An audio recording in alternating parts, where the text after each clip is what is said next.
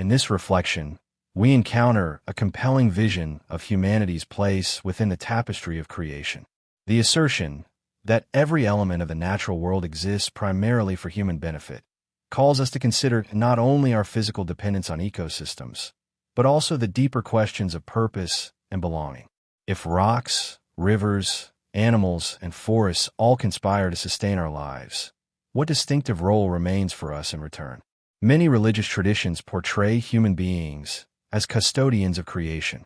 In the Judeo-Christian account, for example, humanity is entrusted with dominion over the earth, charged to till and keep it. In Islamic thought, humans are described as khalifa, or stewards, responsible for conserving the balance, mizan, that God has established. Even outside explicit faith frameworks, certain strands of environmental philosophy echo this stewardship model, emphasizing ethical obligation rather than mere exploitation. Under these views, nature's primary end isn't self-serving, but relational. It participates in a covenant with humanity.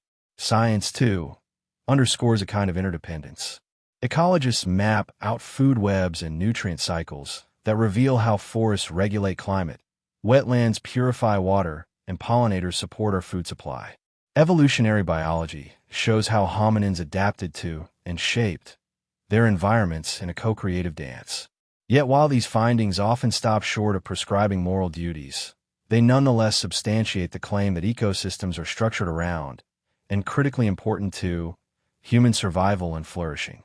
Against this backdrop of creaturely purpose, humans stand apart. We are not governed solely by instinct or survival imperatives. Instead, according to the quote, our raison d'etre transcends material concerns to serve and worship God alone. This elevates the human vocation above mere dominion or stewardship. It locates our fulfillment in an orientation toward the divine. No other being is described in these terms. Beavers build dams, bees produce honey, and trees fashion oxygen. But only humans are invited into a relationship of intentional worship. What does it mean to serve and worship God alone? Worship here extends beyond formal liturgy or rote recitation.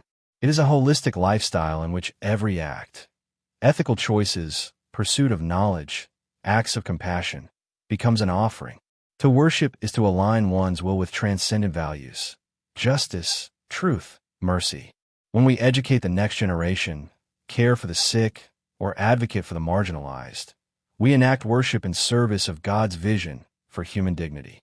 Indeed, many faiths stress that serving others is synonymous with serving the divine. In the Christian gospel, the care of the least of these is a service rendered to Christ himself. In Sikhism, seva, selfless service, lies at the heart of spiritual practice. By framing altruism as worship, the quote insists that our moral and spiritual lives cannot be compartmentalized. Social justice, environmental care, and personal piety are all facets of the same calling.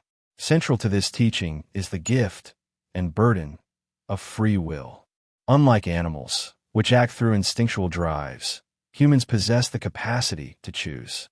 This agency makes our relationship with creation and the Creator dynamic rather than predetermined.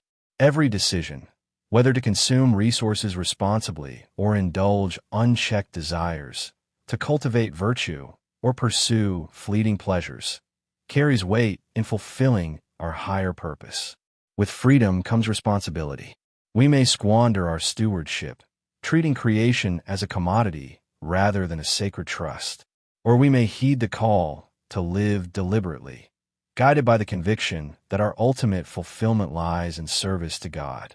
The quote compels us to ask, are we exercising our freedom to deepen our worship, or are we distracted by worldly pursuits that promise little lasting satisfaction? True fulfillment, it suggests, is found not in accumulation or mere survival, but in embracing the divine purpose for which we were created. When worship and service become the lens through which we interpret every aspect of life, career, relationships, leisure, we tap into a source of meaning that no material gain can match. In this framework, even ordinary tasks become sacred. This statement invites deep introspection. If every other creature has a divinely ordained function, what is ours? Are our days structured around the rhythms of devotion, justice, and compassion? Or do we drift, defined more by consumer choices and social status than by spiritual alignment? To explore this is to embark on the inner work of self-examination and transformation.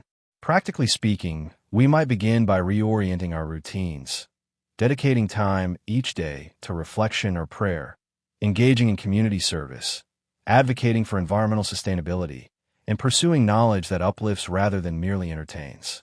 Such practices cultivate a habit of worship that permeates our decisions, anchoring us in purpose even amid life's uncertainties. In the end, this vision challenges us to rise above the material and embrace a higher calling. If every tree and creature exists in service to humanity, then humanity, in turn, exists to serve the divine. Our highest achievement is not mastery of nature, but the unfolding of our spiritual potential, becoming, in word and deed, vessels of worship in a world longing for harmony and grace. Thank you for watching. If you liked the video, please subscribe and share for more.